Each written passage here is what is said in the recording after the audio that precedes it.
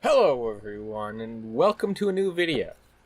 So today I'm going to be talking about a little game known as Dirty Bomb. Now, I'm not sure if any of you have heard of this game, though if you have, you probably know what I'm talking about. But it's essentially the good free-to-play Overwatch. What do I mean by this? Well, essentially what I've done throughout some of my YouTube videos is I've compared games to other games, mainly because those games are worth comparing to other games, because again, they're free-to-play alternatives to most popular games. Now, when Overwatch came out, I did a video on how I didn't really like paladins, and I compared the two, Overwatch and paladins. I've also compared Iron Sight to Call of Duty, and again, there are definitely similarities between the two, but today I want to talk about Dirty Bomb and Overwatch. And again, it's kind of harder to really nail down the differences. It's kind of really harder to just say that this is a better version of Overwatch, because they are both fantastic games, and again, they're not too different, but they do have some very distinct differences that make them stand out. And I was wondering while I was playing both of these games, why do I like Dirty Bomb over Paladins, even though, again, Paladins emulates Overwatch, but Dirty Bomb also does that. So I was wondering, why is it that I like this game? Well, I think it's because Paladins doesn't just... Paladins just over the course of the game only emphasizes Overwatch, but it does so on a free-to-play scale, and it makes it very annoying. And I think that's why I don't like it. It only does one thing, but it does it slightly off. It's kind of like looking at a person's face, but something's just wrong about it, and you don't know why, but it just doesn't sit with you right, and you don't really like it. Like, you get a haircut, and you just, you thought it would look cooler, but the person did something, and you just don't like it, but you have to accept it as is anyway. So I tried to do that, and again, I gave this Paladins a good old honest try, but the thing is that Dirty Bomb doesn't just take the formula of Overwatch. Because, again, this actually pre-existed Overwatch. Dirty Bomb pre-existed Overwatch, so it didn't have to take anything from Overwatch. But if we were to take Overwatch's formula and try to match it with this, there would be a few things that you just couldn't match at all within the confines of Overwatch. Now, let's take this for example. The differences in Dirty Bomb and Overwatch is that Dirty Bomb feels like it takes various different aspects of other video games, puts them into a pot, boils them to a very nice simmering degree, and somehow makes this very delicious beef stew-like creation that's so good. It's so hard to explain how very nice this game is. And I figured out the reason why. It's because both Paladins and both Overwatch and Dirty Bomb are designed to have one thing in common that I can definitely say I like about these games. It's their design choices. The amount of time and effort it went into not only creating the characters, not only creating the maps, but creating a very focused, very distinct type of game. Now, when I initially picked up Call of Duty, I really liked the fast-paced notion of it. But I mainly played Team Deathmatch, and again, that whole die and respawn thing really just was getting super repetitive, and I liked it early on because I liked that automatic thing. But as I've grown up and I've realized that a lot of things just need to have a point to them, I have found this game, and I played it a bit, but I haven't played it a bit because there have been other games that come up and stuff like that. But now that I've gotten back into sort of this free-to-play, big, wider open market, I've decided to go back to there and maybe play a couple games of it and I am super happy that I did. The reason is because this game is, again, very tightly designed. Each of the characters don't feel overpowered because it focuses a lot on player skill. In Overwatch, there are counters to certain ones, and again, in Dirty Bomb, there are hard counters. There are no hard counters, but there are more softer counters, and some counters can output other things, and again, it just works really well when you're making this game. Now, overall, the game is the game is free to play, and it does have certain free to play vibes, and it does emulate Overwatch to some extent, but it doesn't just do that. It also takes a couple pages out of TF2's lineup, in that the characters are, for one, called mercs, two, are on different teams and sometimes can kill each other, and three, and most importantly, is that the characters characters do have lore and stuff, and again, you can probably try to find it if you really wanted to, but it kind of takes TF2's format, but updates it a bit. And again, it kind of combines. This is where I'm like saying that it combines both Overwatches and TF2's kind of things, and it meshes them together. Because you have snipers, you have SMGs, you have assault rifles, you have all this other stuff. But then it also takes a hand from like trading card game collections, which is a weird thing to do, but it does it very nicely. Each character you can buy in this free-to-play game has a loadout, and again, this loadout has various different loadouts that you can have for the characters. There's the standard loadout that you can have, and again, it has like 3 perks and whatever. But there are also other loadouts that are other cards, and they have differing rarities of like which card you can get. And I don't really remember specifically what the order was. I think it's like lead, iron, copper, silver, and gold, and then maybe like one tier above that, and then like obsidian being like the top of the top that only a few characters have. And each of these do different things, but slightly different advantages. But only some of them have from certain perks.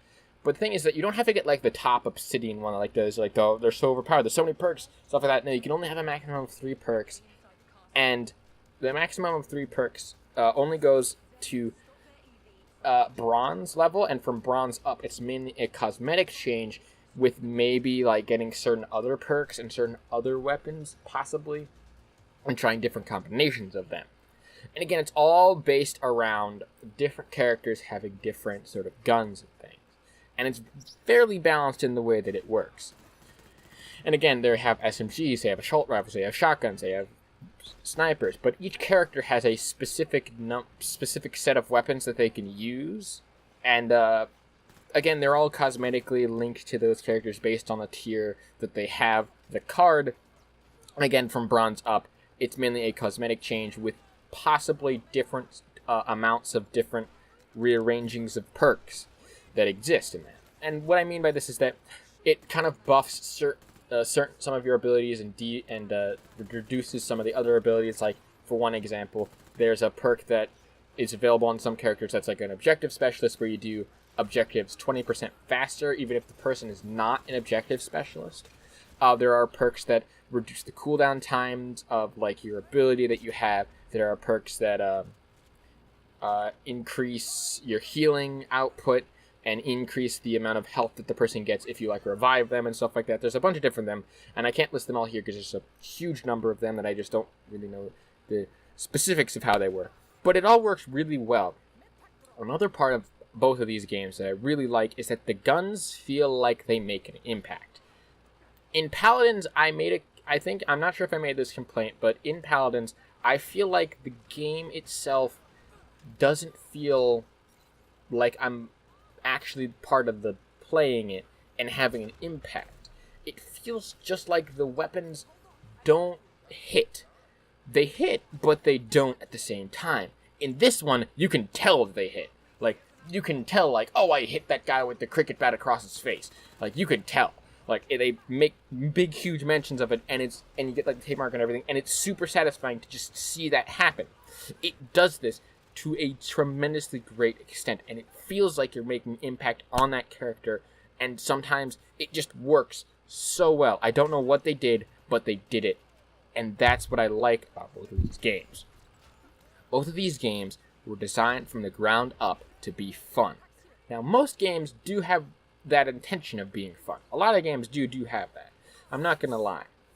But some games are made with the intention of being fun for the sake of just being fun. And that I can totally get behind. Because Overwatch was designed from failure. And I really like this. Because it was designed from failure. It was designed to be the way that it is because they wanted a different... They knew that the direction that they wanted to go in, but they really wanted to make sure that they got it freaking right. Because they knew that they were onto something important. And that's what I love touting about games like this. And I think the Dirty Bomb developers also realized this. They realized that when they create this game, they need to make it tight, they need to make it focused, and they need to make sure that the person understands it. At first, when I play this game, I'm not sure if I like it. But now that I've been playing games like Overwatch and games like Rainbow Six Siege, I now love this game because, again, I'm into that whole tightly designed, tightly packed, those engagements like that are super crazy, like an explosion goes off in the background as you're like pummeling someone with your cricket bat, and like the Phantom just does that, and you just bounce off a wall and do a 360 and headshot him as you're landing on the ground, and then you throw out a healing pack for yourself, just like run off into the distance. Like, those are the moments that you live for in this game. Or like nailing a headshot on like that pesky healer that's continuously like healing your team, but just nailing that headshot right from like down lane, and she can barely see you and barely get a shot off before you just pow right in the face. And like all of that, those are the moments that I really liked about this game. And it takes it and it makes it the way that it is. And that's the difference between Dirty Bomb being the good free-to-play Overwatch and the difference between Paladins being the free-to-play Overwatch that's not as good. Paladins is only serviceable to people who like the game Overwatch. And 2 years later, after Overwatch the hype died down and people are still playing it, yes, but not as many as there was before, because, again, people have moved on to other games. Like, people have moved on to games like PUBG, Battle Royale type games. But I still like those very tightly designed, very hectic sort of games, and those are the games that I really find enjoyable. And both Overwatch and Dirty Bomb do this to a tremendously nth degree, and they get it just right. The only complaint that I really have about this game, at least at this point, is a similar thing with Overwatch, in that certain things can be very polarizing. In Overwatch, you have access to all the characters, but even so, if your team is not coordinated or you don't work with your team, it's going to be an uphill battle. However, you can still definitely win even if you don't have that teamwork. You just need to be at the right place at the right time doing the right things. And again, if the stars align, you can definitely win this. And sometimes certain games are super easy. You can like blow right past them, blow right through them, right through the defenses, like taking them out, like freaking Rambo and killing 3 of them just and doing all that. You could definitely do that 100%. But then you have games where you hit an iron wall and you just can't freaking get past it, and you just keep dying and dying and dying over and over again. And it sometimes can do that.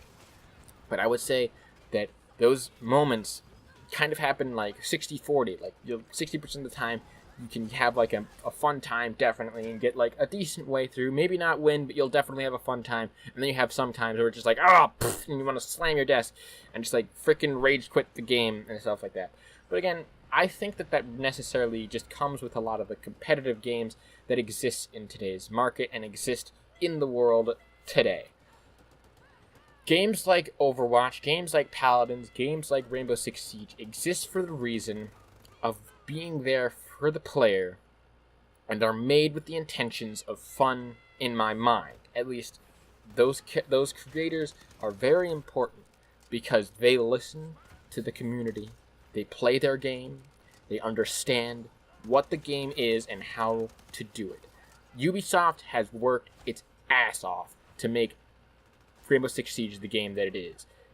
Dirty Bomb has probably done the same thing, where they've worked their ass off to make sure that this game is the way that it is. Overwatch and Blizzard definitely worked their freaking tails to the ground, like, to make the game that they wanted to do, and that's what I like about this kind of game. Those developers that do that. And again, Epic does this as well, but personally, that's more of a that's where that generally comes down to personal taste kind of thing.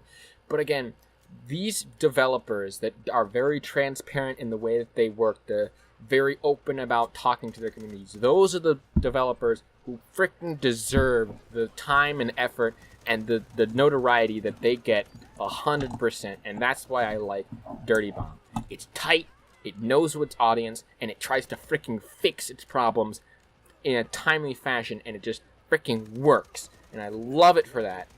And that's why I love this game over Paladins, because it feels like it deserves your attention, and it doesn't demand it, it doesn't ask it, it just freaking tells you its story and lets you freaking go, and it is awesome for it. But anyway, guys, thank you so much for watching this episode, this comparison video of epic proportions and stuff like that. And see you in Saturday's stream. Peace off.